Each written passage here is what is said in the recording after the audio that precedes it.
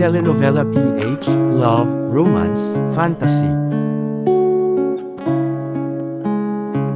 Sa mundong puno ng lihim, pag-ibig, at kapalaran, dito nagsisimula ang mga kwentong isinilang sa pagitan ng anino at liwanag.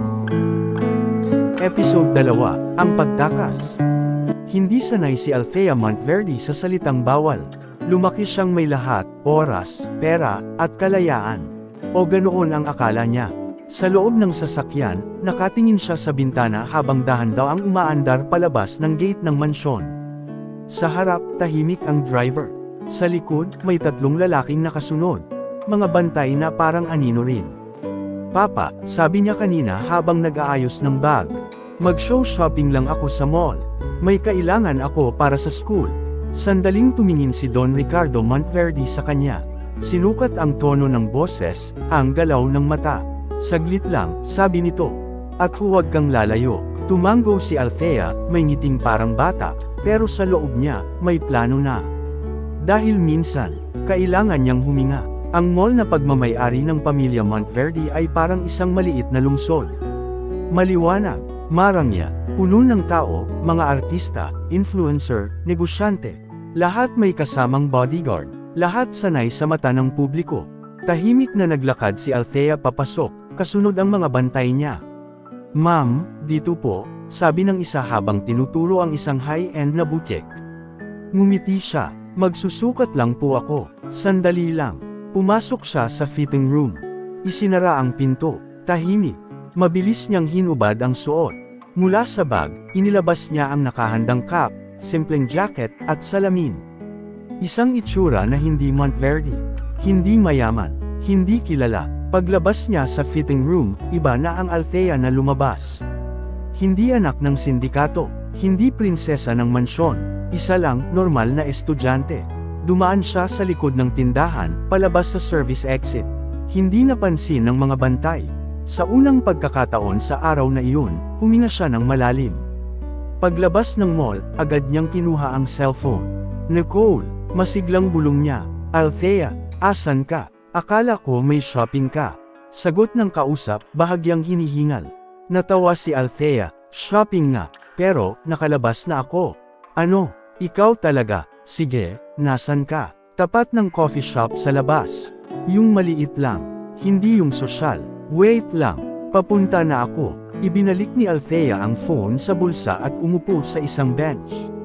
Tahimik niyang pinagmamasdan ang mga taong dumaraan, mga normal na buhay, normal na problema. Isang mundong bihira niyang maranasan. Samantala, sa loob ng mall, nagkakagulo na. Nasaan si ma'am? Tanong ng isang bantay, seryoso ang mukha.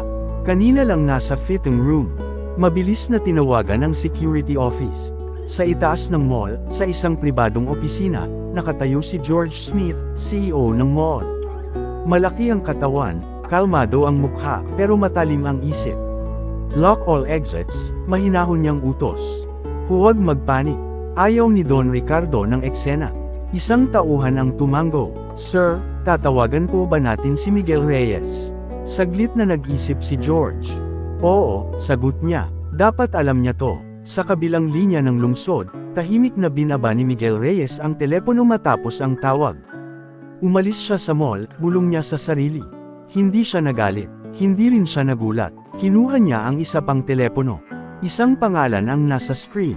Lucas Reyes. Handa ka na ba? Tanong ni Miguel nang sumagot ang anak. Opo, maikling sagot ni Lucas.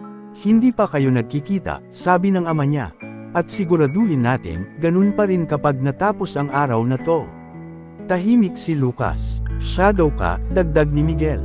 Hindi bida. Opo, sagot ni Lucas. Sa labas ng mall, dumating si Nicole, medyo chubby, pawis, at hingal. Grabe ka talaga, sabi niya sabay tawa, kung mahuli ka ng papa mo. Ngumiti si Althea, kaya nga ikaw ang tinawagan ko. Magkatabi silang naglakad palayo, walang kamalay-malay na. May mga matang nagsisimula ng maghanap. At sa isang sulok ng lungsod, may isang aninong kumikilos ng tahimik. Papunta sa direksyong hindi pa niya alam. Nababaguhin ang lahat. Habang magkatabing naglalakad sina Althea at Nicole, napahinto si Althea bigla. Nicole, fishball. Napalingon si Nicole. Sa gilid ng kalsada, may isang maliit na kariton. Mainit ang mantika, may usok, at may amoy na pamilyar, amoy kanto, amoy alaala. Napangiti si Althea. Please, pakiusap niya. Isa lang. Napahalakhak si Nicole. Isa lang daw. Ikaw talaga. Go. Kahit saan, kahit ano, basta pagkain, game ako. Lumapit sila sa kariton. Umupo sa bangkita. Walang arte, walang yaya, walang bantay. Habang ngumunguya ng fishball, napatingin si Nicole kay Althea. Tanong ko lang ha, sabi niya, seryoso pero may ngiti. Bakit gustong gusto mo talaga to? Napakunot ang noo ni Althea.